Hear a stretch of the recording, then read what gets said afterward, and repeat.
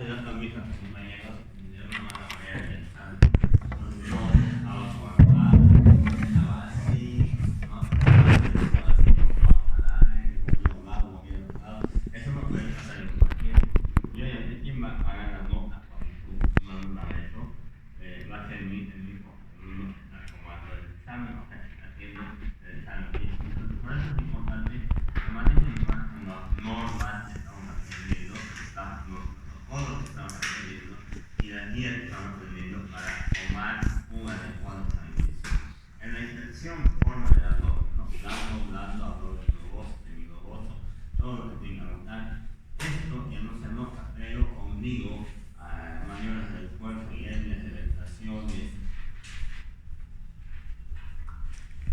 en la piel, pigmentaciones, cicatrices, algunas cosas más que hay, algunas colostomías, todo eso tiene que describir en la piel, digamos, si no hay, no tiene cicatrices, no tiene colostomía, no tiene heridas, no tiene pigmentación, no se pone directamente la forma del abdomen, la distensión y nada más, no sé, circulación, sí, no tiene más. Entonces, si bien tenemos todo esto para evaluar más la simetría, solamente la forma podemos analizar, no es necesario analizar más. Hace rato me preguntaba, ¿y cómo digo del vello pubial? Mira, dos formas de implantación de lo que es el vello pubial, tanto en el sexo masculino como en el femenino es diferente. En el femenino es una base, un triángulo con base superior, y en el masculino es la unidad, ¿no? En forma de rombo, la implantación del vello pubial. Eso puede describir si el paciente presenta abundante vello pubial. Después hay estrías, en la mayoría de los compañeros que había estrías. Uno que otro tenía cicatriz, ¿no? Igual se va a describir. Y en el tema de la ocultación, que es el segundo paso, estamos evaluando los ruidos hidroaéreos y solo se menciona como ruidos hidroaéreos positivos normoactivos. ¿Qué quiere decir? Está entre un rango de 5 a 30 y ese valor está, y esos sonidos son acordes a lo que ustedes conocen de los normal, ¿no? Nada más, de todas maneras, esos ruidos pueden estar aumentados en las diarreas, intestino irritable, cuando toman un alimento y son intolerantes a la lactosa, por ejemplo, toman leche, suena realmente importante, unos 60 sonidos por minuto, incluso está sonando ahí. Entonces ahí están aumentados los ruidos hidroaéreos y disminuidos en los irios, en los gónulos, en las oclusiones, está disminuido, incluso en los irios metabólicos como el tema de potasio. Para que no se olviden, porque he tenido problemas que me han dicho que no hay ruidos hidroaéreos, ¿no? En la calle. No puede no haber ruidos hidroaéreos. Si un paciente está sin ruidos, solo estamos distenidísimos, porque el término de gas y el intestino no está logrando trabajar. Entonces es imposible tener un ruido con ese paciente fallecido. Entonces los ruidos siempre hay, tal vez más suavitos de lo que ustedes oyen, pero hay, ¿no? Los ruidos hidroaéreos se auscultan de la siguiente forma.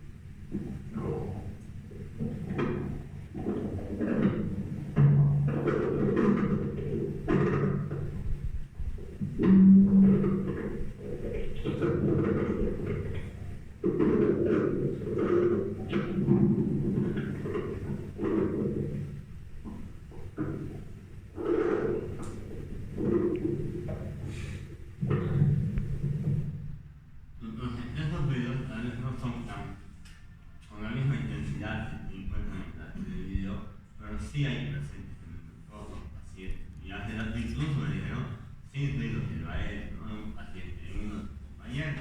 Entonces tienen que concentrarse más y por eso les decía silencio, porque ellos tienen que escuchar en un ambiente en silencio lo que son los ruidos que va a él. Listo, ven, de acuerdo. Doctor, pero creo que dijo que se le puede escribir como abdomen silencioso si no se... Bueno, en uno de los tres es imposible. Y cuando el doctor tiene tal vez su vesícula inflamada, no se paralizan los intestinos o cuando tiene apendicitis. Si está con una lesión peritoneal y peritonismo, sí puede haber en esa región un IED, en esa región. Si es una peritonitis generalizada, ahí sí se paraliza. Disminuye y paraliza incluso los dedos, por eso el abdomen se vuelve más duro y se vuelve más duro y habla como decimos en el igualito, hace ejercicio. Entonces eso no se confunda, oigan bien, escuchen bien, ausculten bien, porque no pueden, en ustedes, por ejemplo, no haber ruidos celulares. Empezamos con la percusión. La percusión tiene algunos detalles que van a ir a cambiarse en relación a lo que es el sistema respiratorio o la parte cardiopulmonar, porque la percusión, por ejemplo, en la parte abdominal, cuando escuchamos ese ruido, es el mismo aire que hay en el pulmón, sonoridad se dice el pulmón, pero el pulmón se escucha más suavito, más rápido, más leve. En cambio, en el abdomen es mucho más intenso y tiene una duración un poquito más larga. Entonces, para ello, tiene un nombre también, se llama timpanismo cuando es en el abdomen, ¿no?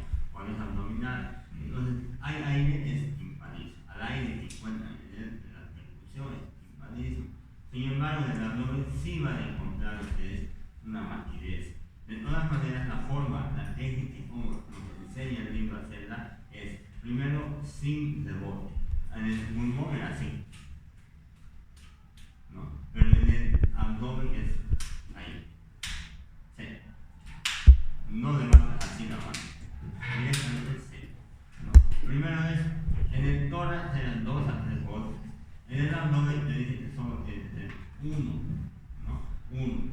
Entonces, traten de sacar de 1. Puede ser que ustedes por la ganar experiencia ahora tengan que hacer 2, pero después ya cuando sepan permitir más idóneamente, solo va a ser 1 solamente, tan, ¿no?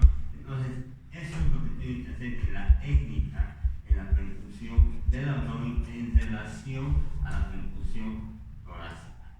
La forma en cómo van a percutir ya no es, en algunos libros se dice así, ¿no? Empiezan ahí en los cuadrantes empiezan a percutir, igual como hay todo el marco colónico, ¿no? Ese es el marco del colon, marco colónico, es como un marco de puerta, un marco de ventana, a eso le llamamos el marco colónico, ¿no? Es todo lo que sale del ojito, porque ahí está el intestino, el colon ascendente, el colon transverso y el colon descendente, luego harás así, más de, ¿no? Entonces, ese es el marco colónico y en teoría, en todo ese marco colónico debería haber aire. Al haber aire, todo lo que percutimos es timpanismo. Entonces, eso debería haber ahí.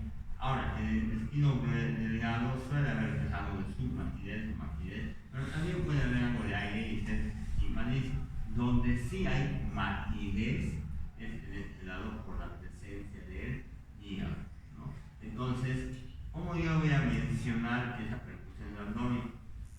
Abdomen plano, nada más, ¿vale?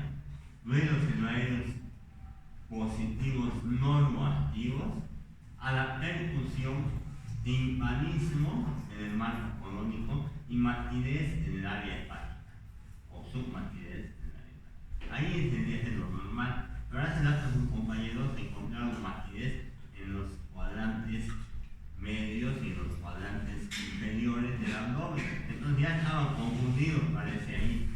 Para que no haya ese error, ustedes pueden dividir en los 9 cuadrantes, tienen que dividir en los 9 cuadrantes, y en los 9 cuadrantes definir si hay matidez, o dónde hay matidez y dónde hay timpanismo. No siempre va a ser así como estamos aprendiendo.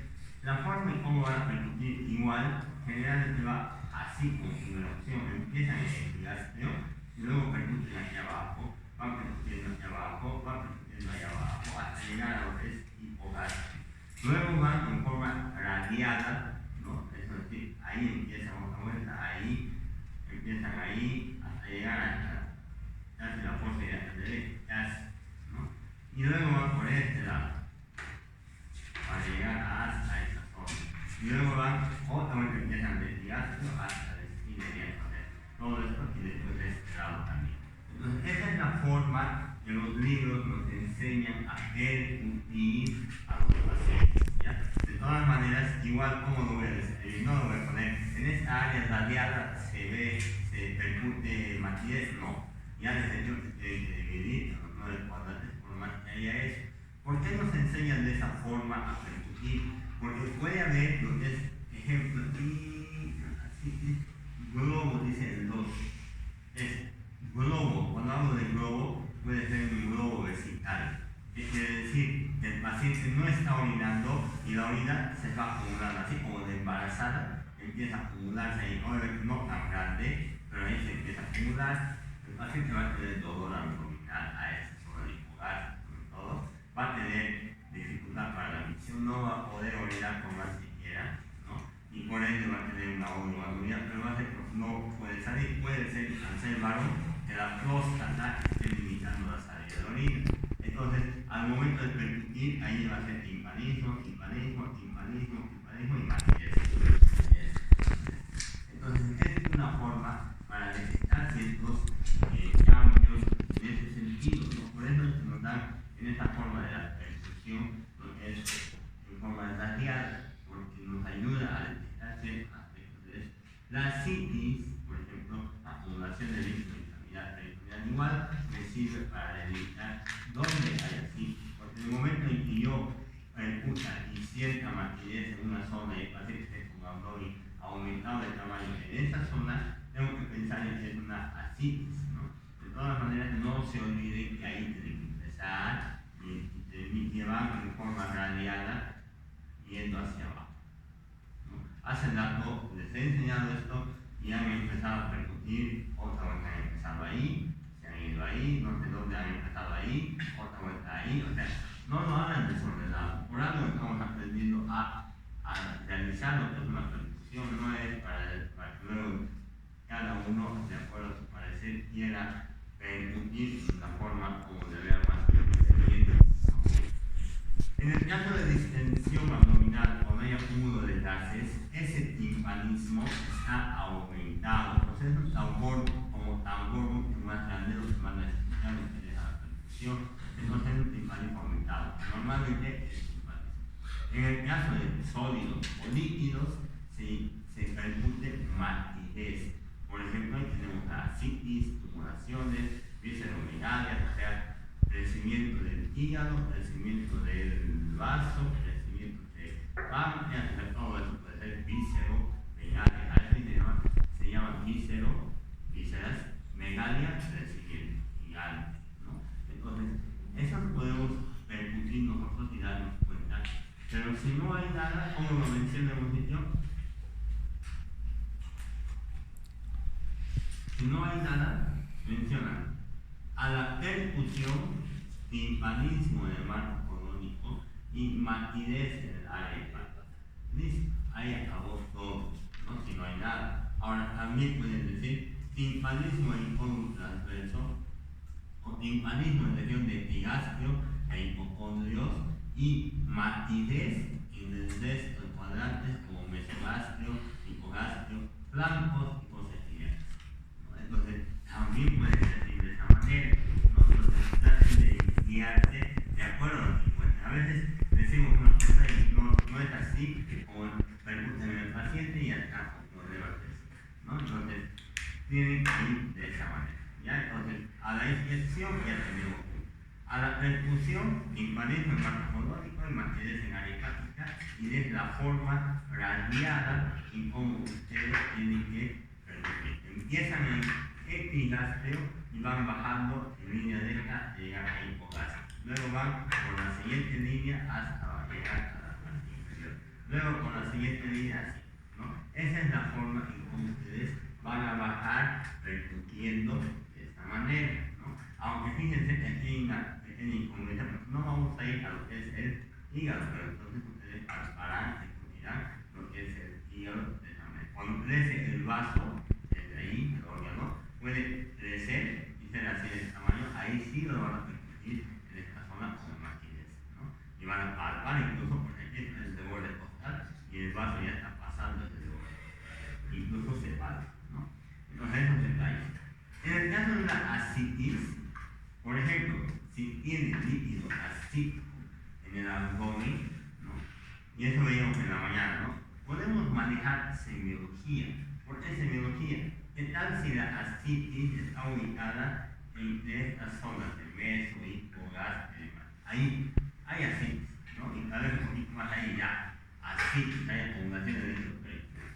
Entonces yo voy a percutir en esta zona y va a salir matidez, ¿no? Voy a hacer signo de la oleada, enseguida vamos a aprender a hacer. Y ese signo de la oleada va a salir positivo. Obviamente le voy a hacer ecografía y va a estar en esta zona ya, ecografía matriz. Pero si yo quiero saber semiológicamente, no tengo ecografía, si eso es ascitis, puedo cambiar de posición a decúbito lateral a mi paciente.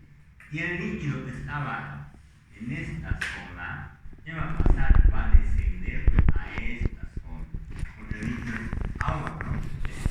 Con una botella de agua se va por gravedad a la parte más inferior. Entonces a eso se llama maniobra de la matidez desplazable, ¿no? En esa posición y empiezo a percutir ahí, empiezo a bajar así, como hace la, empiezo a bajar, y en el momento donde diga matidez, ahí se ha bajado el agua. Antes era esta zona, ahora es esta zona, la zona de matidez quiere decir que el líquido ha bajado. Entonces esa es la maniobra de matidez desplazable para percutir los líquidos. Y esta es la maniobra de la onda ascítica o la ola que yo llamo, ¿no? Donde primero pones esta mano así de esta manera en forma de basera, ¿no? Palpando todo en esta parte del abdomen. Para evitar que cuando tú golpes con esto sea la grasa la que se mueva y tú sientas el tejido celular golpeando tu mano, este dedo o esta parte es la que va a ir a apoyarse en esa zona de la línea media para que no pase con mayor facilidad el rebote del tejido celular subcutáneo. Entonces lo que va a hacer, lo que van a hacer es dar golpecitos así, ¿no? Ahí. Ni siquiera tiene que sonar, tiene que hacer así, ¿no? O sea, tiene que golpear para que mueva ese líquido y el líquido que está en la cavidad peritoneal va a golpear en esta manera y ustedes van a sentir. Cuando no hacen este dedito así, a veces golpea y no saben si es la grasita o el tejido celular del paciente o el líquido, ¿no? Cuando un paciente tiene esto, ya, no necesitan hacer maniobra de nada, ya tienen ahí, hacen percusión, todo matidez, ¿no? Y ese es el líquido así, que se vaya a acumular en ese abdomen, todo lleno de agua prácticamente, lo que debería ser así, está así, ¿no? Entonces ese abdomen lleno de agua y hay que hacer la paracentesis de ese paciente. Entonces, signo de la oleada o la onda ascítica y la matidez desplazable nos ayudan para percibir lo que es una ascitis y confirmar semiológicamente ello. En la percusión hablábamos de la matidez en la zona hepática o en la área hepática. Generalmente bajamos línea media clavicular y vamos bajando líneas paralelas, de esa manera axilar anterior y demás. Espacio intercostal, ahí sonoridad, a este lado sonoridad, ahí sonoridad. Cuando vas a este lado empieza con una submatidez y cuando ya está netamente el hígado, matidez, matidez, matidez, matidez y empieza con aire del intestino timpanizo, ¿no? Entonces yo puedo delimitar entre qué partes está mi hígado solamente permitiendo a mi paciente. Lo mismo pueden hacer hacia este lado para delimitar y de esa manera tratar de ver si tiene o no una hepatomegalia hígado, es decir, ¿no? Ese es lateral, línea media, anterior, anterior. Igual cuando sea hasta abajo y delimitar en qué espacios intercostales está mi hígado, ¿no? De esa manera puedo hacer. La matidez hepática desaparece por interposición de aire, que quiere decir que cuando hay esto, hay que elegir el hígado, póngale. Pero si mi intestino está ahí lleno de aire, está pasando por ahí, obviamente lo que yo voy a permitir ya no va a ser tanto la maquinez del hígado, sino ese aire, el aire del intestino, ¿no? Entonces ya no voy a permitir la maquinez y por eso puede desaparecer lo que es esa maquinez por ese detalle. Ahora, puede ser por el intestino mismo que se ha llenado de gas, ¿no?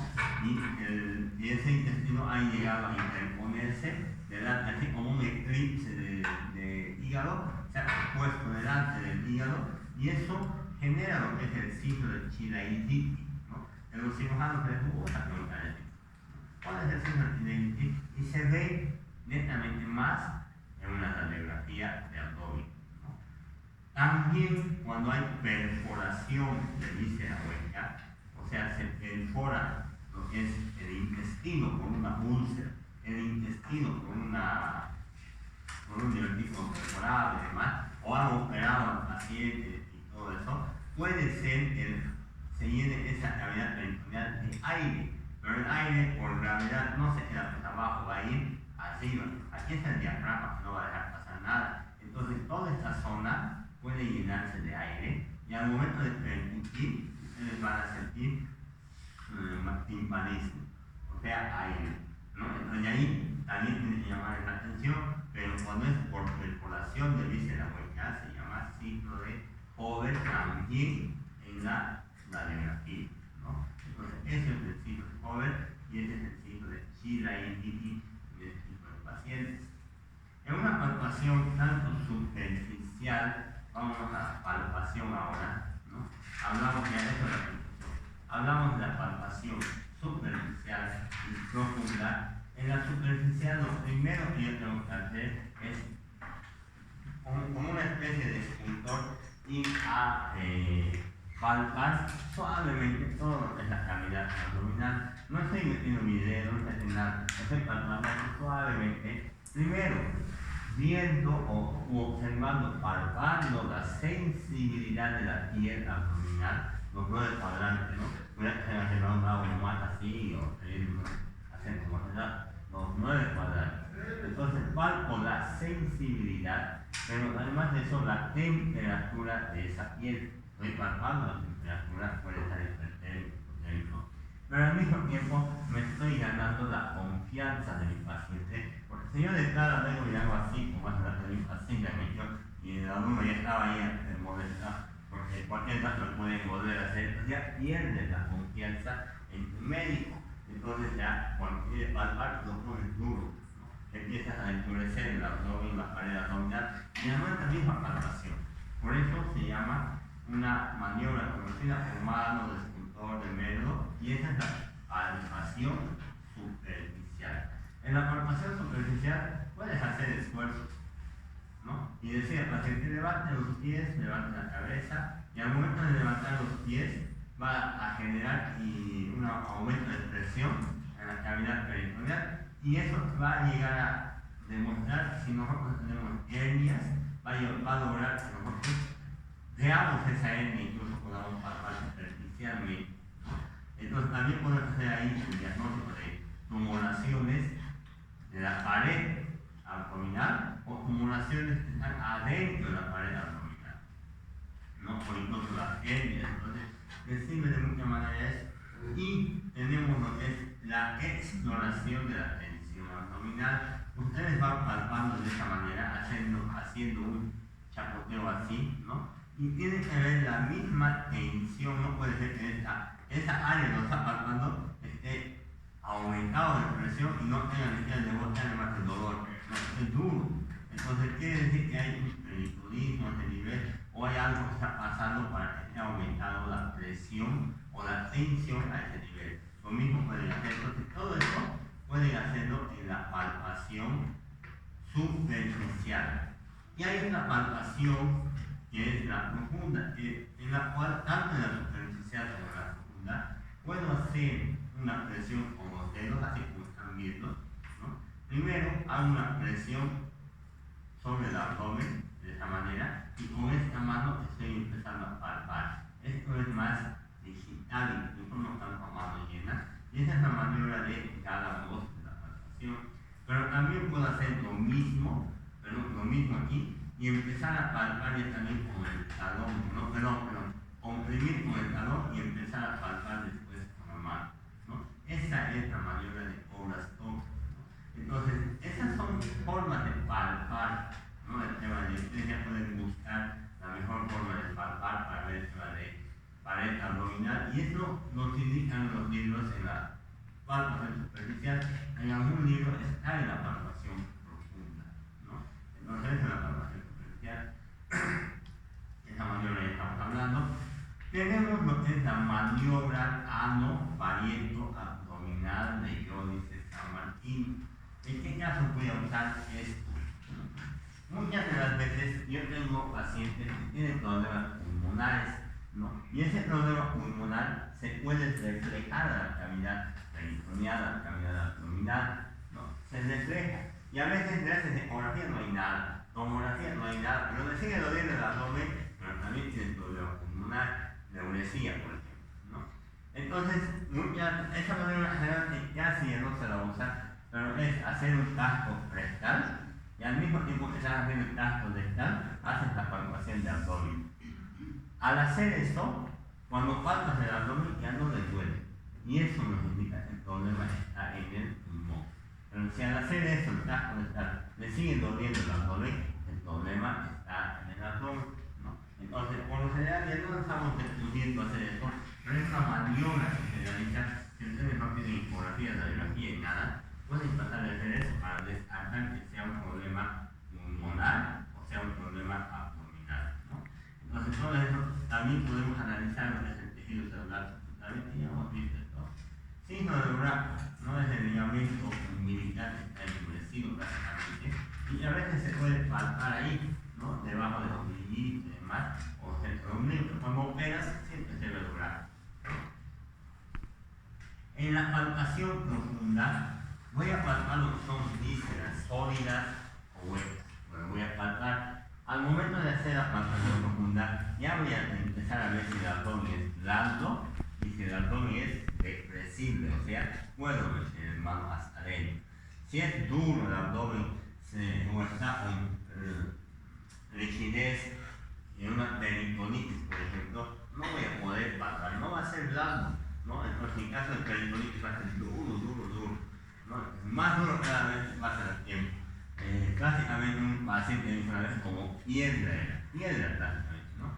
Ni siquiera maderita, ¿no? Como dicen, no madera, ¿sí? Nada, esa era piedra, y era increíble ver eso, palpar eso, porque ha sido la primera vez en cirugía. Obviamente el paciente ha estado en cirugía de urgencia, ha fallecido. ¿Por qué? Porque seguramente haya tenido una hipertensión, una presión, aumento de la presión abdominal. Al momento de abrir, todo se ha descomprimido y eso genera pues un desastre en la hemodinamia del paciente, y por eso fallece. Y yo, este paciente se nos había entrado en una apéndice hace tiempo, días atrás había estado así ya con el dolor apendicular, y nadie no había sido tratado, no me acuerdo bien la historia, pero no lo había tratado y se había dejado. Entonces ya llegaba con peritonitis, con completa peritonitis, y era el último paciente joven de 29 años que ha visto fallecer de esa manera, ¿no? Entonces, eso pueden palpar ustedes, ¿no? Pero al mismo tiempo pueden palpar lo que son las vísceras, ¿no? El tema de intestinos no son muy palpables, pero sí el tema de los órganos sólidos, como el vaso, el hígado. El riñón, les voy a enseñar la manera de cómo palpar, pero ahorita no he visto nada que logre así decir, así es el riñón, ¿no? En la semiología, a veces es una persona muy delgada, el paciente, demasiada y demás, ahí a ver si pueden palpar el riñón, pero después no se puede con facilidad, pero las maniobras se dicen que sí pueden palpar el riñón. Algo que no hemos hecho en la palpación del pulso aórtico es el antilógico, ¿no? Está a un lado de lo que es al lado izquierdo, aquí está el ombligo, a este lado está la arteria aorta abdominal. Entonces yo puedo avanzar de esta manera, así, que vale unos 5 o 6 centímetros de diámetro, puedo palpar así y ver el tamaño o el diámetro de esa arteria aorta, porque va a latir cuarta y la tercera. En las personas delgadas, hace la presencia de la gente, ninguna ha palpado esto, ¿no? Ninguna quiere palpar ese pulso, o sea, hace datos, como les digo,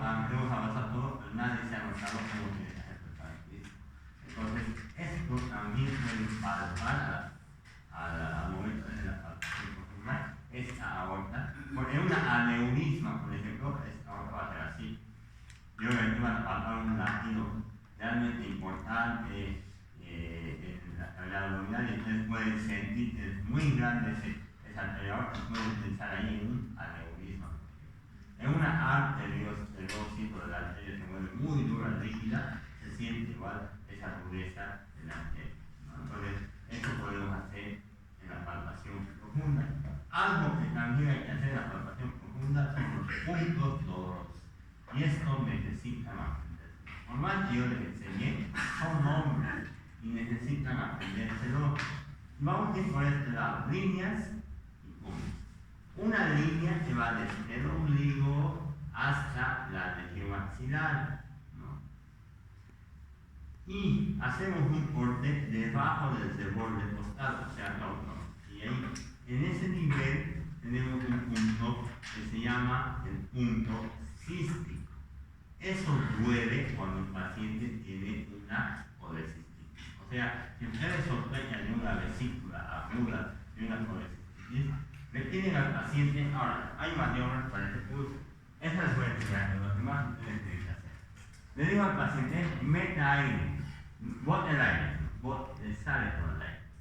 Y en el momento en que le diga, va a meter profundo el aire, va a meter y me va a aguantar. En el momento en que yo le diga, haga así al paciente, el paciente va a hacer y va a inspirar tanto aire que el diafragma va a descender y obviamente va a descender toda la arquitectura, y va a comprimir lo que es la vesícula, ese nivel. Entonces, al hacer eso, en ese momento que están haciendo eso, yo hago el punto cístico a ese nivel, presiono y si le va a doler, obviamente, si es una vesícula aguda, ¿no? Entonces, le digo, mete aire, va metiendo y ahí es donde presiono y va a decir, ay, el paciente nunca va a hacer eso, no va a querer hacer eso, por eso se considera una maniobra de una sola vez del primero que le he evaluado. Porque luego va a venir el residente del segundo año, el cirujano, el otro médico, y el paciente lo mismo le va a decir, meta aire, el paciente ya se va a dar cuenta y no va a meter con profundidad y va a empezar a aguantar y hacer resistencia porque sabe que eso le va a doler. Entonces, por eso, el primer médico que lo haga es el que tiene que decidir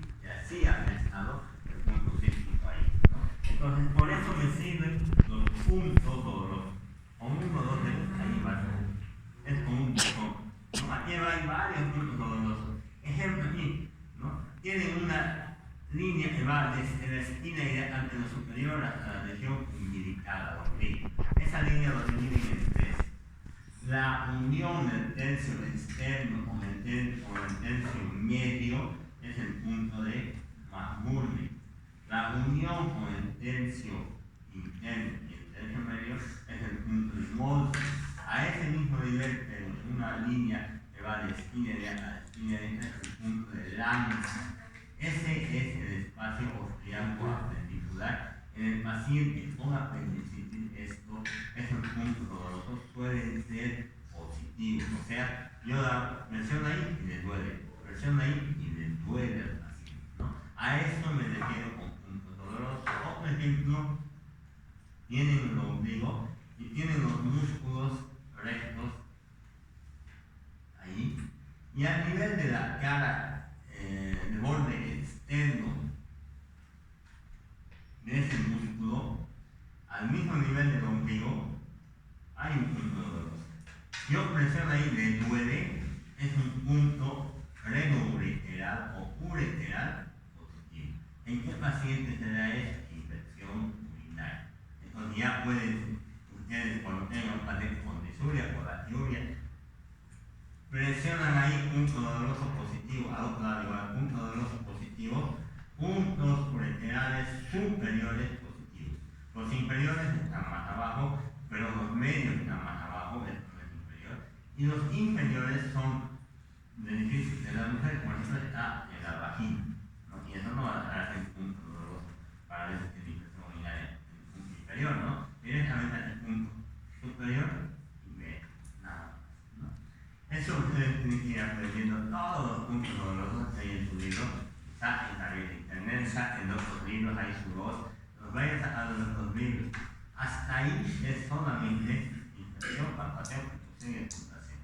Eso es lo que tienen que hacer. Pero después de eso, otro grupo, ustedes tienen que empezar a leer la semiología del hígado. Después de esto, en el mismo tema que les he dicho, está la semiología del hígado, o sea, cómo tienen que palpar para definir cuáles son los puntos de referencia para el hígado. Lo mismo páncreas, vaso, estómago, intestinos y demás, ¿no? Entonces, eso ustedes van a venir a enseñar, ¿no? Como en las prácticas, la Universidad Católica de Chile, eso es lo que hacíamos, ¿no? A los alumnos no les enseñaban, les enseñaban la teoría de la fisiología, de la patología, pero al mismo tiempo semiología, y los alumnos venían, ellos tenían que hacer, como les enseñaba una vez, el doctor venía, separaba paciente 1 y decía ya, vaso de entrada. Y los médicos o ustedes tenían que hacer la palpación del vaso, puede ser esta, puede crecer el vaso, puede ser esta la fisiología, eso está de más ustedes. Pero luego hacen las maniobras. El vaso puede crecer debajo del borde costal y eso al lado izquierdo. Debajo del borde costal y los grados de esplenomegalia, ¿no? Son grado 1, 2, 3, 4, el 4 sobrepasa el ombligo. Eso es una forma como ustedes tienen que hacer. ¿Y cómo se palpa el vaso? De esta manera se puede palpar. En caso de pancreatitis, ¿cuáles son los puntos dolorosos? El punto doloroso se traza una línea que va del ombligo a la región axilar, de esa región axilar hay una intersección. Eso es lo que tienen que explicar en cada órgano que se la cavidad abdominal. ¿Por qué no les voy a enseñar eso? Porque la mayoría no está bien, ¿no? Y la mayoría, y esa forma de que ellos se reían para venir a platicar era delante de todos. Entonces de esa manera todos aprendían, ¿no? Ahora había una cámara y una cámara enfocada y pues podías ver incluso ahí por tele y decir no está bien cada uno y todo. Pero de todas maneras esa es una forma de aprendizaje, porque son nombres, ya les he dicho, son nombres, por más que yo les diga, ese es el punto doloroso, Lance, ese es Modes, de Jardín, cístico, no lo van a aprender, si ustedes no lo leen. Por eso es necesario que lo lean, y qué más, es mucho mejor que van a dar el examen de eso, pero que ya saben ahora de ese tema. Formen dos grupos, tres grupos. Van a hacer con paciente, inspección, palpación,